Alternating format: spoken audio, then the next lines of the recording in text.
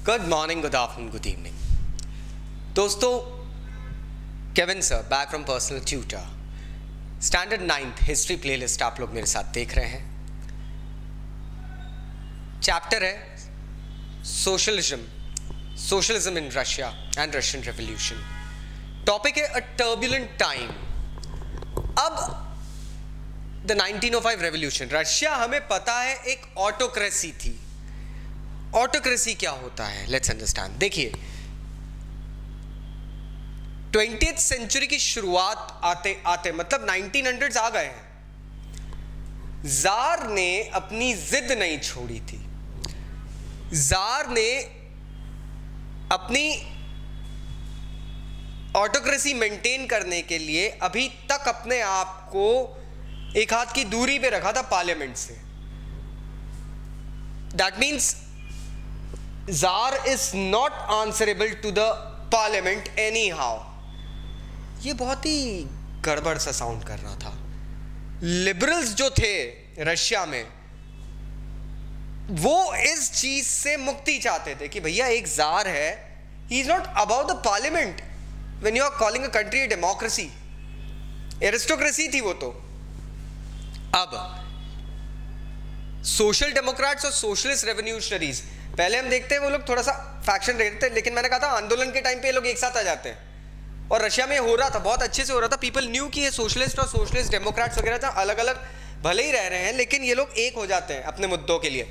वही चीज यहां भी हो रही थी। Social democrats and socialist revolutionaries, they came together and they worked with peasants and workers during 1905 to demand constitution. अब सीधी सी बात आ गई, भैया एक कॉन्स्टिट्यूशन बना के दो। और इसमें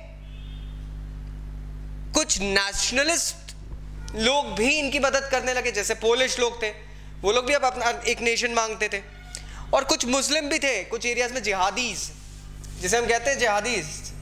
ये जो जदीदीस लोग थे, जदीदीस कहते हैं इसे, और उर्दू में जिहादी कह देते हैं। ये लोग जो थे ये मानते थे कि हमको थोड़ा सा ना मॉडर्नाइज इस्लाम चाहिए, हमको वही ऑर्थोडॉक्स पना नहीं चाहिए, हमको हमारी सोसाइटीज को थोड़ा यूनिक बना के आगे बढ़ाना है। सोच नहीं आ रही थी यहाँ पे लोगों की। They were like fed up of old traditions and customs. 1904 का साल अगर हम बात करें तो रशियन वर्कर्स के लिए प्रोबेबली सबसे वर्स साल कहा गया था। क्यों? क्योंकि इस वक्त Russia was suddenly undergoing a stage of price rise. महंगाई बढ़ रही थी, महंगाई बढ़ रही थी, और वेजेस, रियल वेजेस जो थी वो डिक्लाइन हो रही थी। अब ये रियल वेजेस टर्म क्या है? रियल वेजेस मींस आप एक टाइम पे 100 रुपीज में 100 चीजें ले सकते हो। ये एक इक्विवेलेंट रेशो दिख रहा है। लेकिन जब चीजें महंगी हो जाती है तो आप अब वही 100 रुपीज देकर सिर्फ 80 चीजें खरीद पा रहे हो। ये प्रॉब्लम आ रही है। तो गड़बड़ यहां शुरू हुई।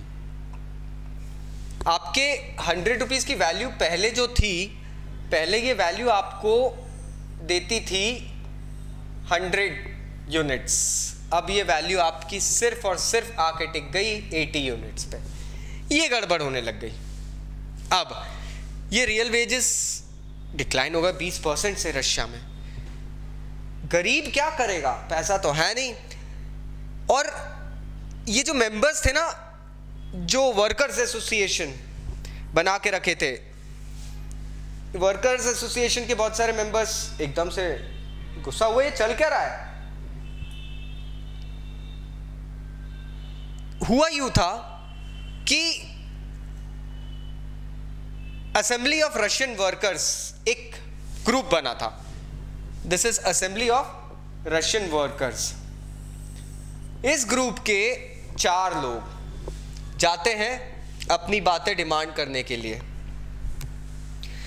अब ये पुलितो आयरन वर्क्स में काम करते थे, इनको नौकरी से निकाल दिया। अरे नहीं है हमारे पास पैसा, नहीं दे सकते तुमको वेजेस, इनको निकाल दिया। अब ये डिसमिस होते हैं और सारे वर्कर्स फिर से एक हो जाते हैं। हमें एक चीज़ नहीं भूलनी चाहिए, Russian workers they always used to come together. कुछ दिनों बाद लगभग 110,000 वर्कर्स सेंट पीटर्सबर्ग के स्ट्राइक पे जाते हैं और सीधे डिमांड करते हैं कि हमारे वर्किंग आवर्स को आप 8 आवर्स तक लिमिट करो, अब बस बहुत हो गया, और वेजेस को इंप्रूव करो ताकि, और इंक्रीज करो ताकि हमारी लाइफ थोड़ी सी इंप्रूव्ड हो जाए, हम किस कंडीशन में रह रहे हैं। व्हाट हैपेंड, ये प्रोसेशन जब विंटर पैलेस पहुंचता है, फादर गैपॉन इस प्रोसेशन के लीडर थे, ये प्रोसेशन पहुंचता है winter palace.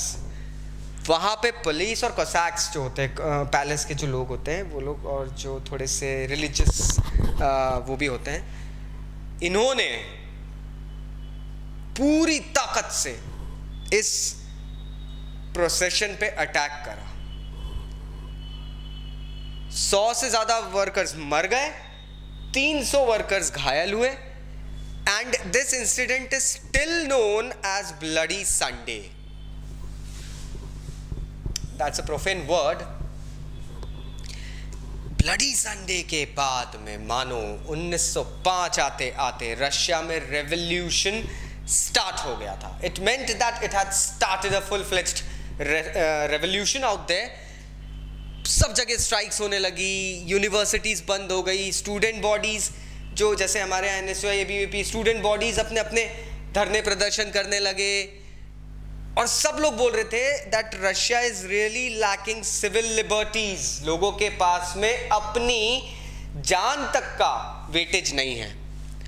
Lawyers, doctors, engineers, middle class workers, ये सब यूनियन ऑफ यूनियन बनाते हैं, और उसके बाद में इन्होंने अपनी डिमांड शुरू कर दी कि हमको एक कॉन्स्टिट्यूएंट असेंबली चाहिए, बस बहुत हो गया. अब फाइनली होता ये था कि ये 1905 का जो रेवोल्यूशन आया था ना, इस बीच में जार डर गए थे कि यार प्रॉब्लम तो हो गई है, something is wrong, I need to listen to them or else things will be very very like unfavourable for me. इन्होंने एक इलेक्टेड कंसल्टेटिव बनवाने के लिए, हाँ पार्लियामेंट एक बन जाएगी डूमा नाम से. इट्स वेरी इंपॉर्टेंट, ये क्वेश्चन आता है एग्जाम्स में. I have been teaching my students like past 4-5 years. Duma नाम से इसने एक पार्लियामेंट बना दी. अब लोगों को लगा कि अरे वाह, ये अच्छी बात हो गई. थोड़े से टाइम के लिए ट्रेड यूनियंस, फैक्ट्री कमिटीज भी बन गई, फैक्ट्री वर्कर्स ही थे वो लोग सब बनाने लगे. 1905 के बाद में बहुत सारी कमिटी और यूनियन जो थे ना, अनऑफिशियली वर्क करने लगे. क्यों? क्योंकि इनको कहीं ना कहीं सीक्रेटली जार ने इलीगल घोषित कर दिया था, रेस्ट्रिक्शंस लगा दिए थे इनके ऊपर. पॉलिटिकल एक्टिविटी नहीं होना चाहिए रशिया में, मतलब it was like that. Jar ने पहली डूमा तो 75 डेज के अंदर ही डिसमिस कर दी, फिर बनती है सेकंड डूमा, फिर रीइलेक्ट हुई, और उसको 3 महीने के अंदर फिर डिसमिस कर दी, फिर तीसरी डूमा बनाने के चक्कर में. हो ये रहा था एक्चुअली रशिया में कि जार की मेंटालिटी ये थी कि मुझे कोई क्वेश्चन करने वाला नहीं रहा. अथॉरिटी पे उंगली उठाने वाले को जार बहुत क्लियरली हटा देते थे. तो पार्लियामेंट क्या बनाई थी, मतलब what was it made for? Hunky dory. That was happening out there.